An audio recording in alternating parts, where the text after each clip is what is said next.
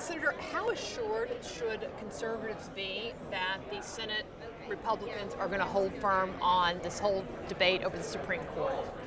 Well, there's no doubt.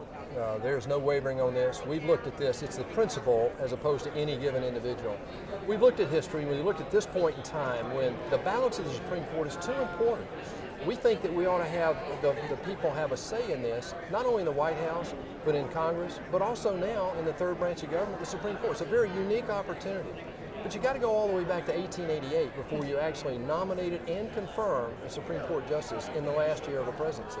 So what we're about here is the principle. I don't see any wavering going on. Chuck Grassley, our chairman of the Judiciary Committee, pulled us together initially and basically laid out what his thoughts were. We debated it, came back unanimously to do this. So no matter what the president does and Harry Reid does, you guys are going to stand We're committed to give the people a direct say in the next nominee in the Supreme Court.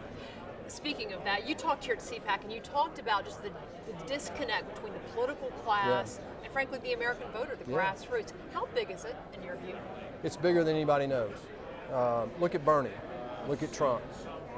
It's bigger than they know. It was bigger than me. I tapped into it too. But you know, the conversation used to be just about conservatism and liberalism. And now it's more about people are hurting out there and they know Washington's disconnected, they're not listening to us, and people back home feel disaffected and disenfranchised because they don't have any impact on the outcome, the result.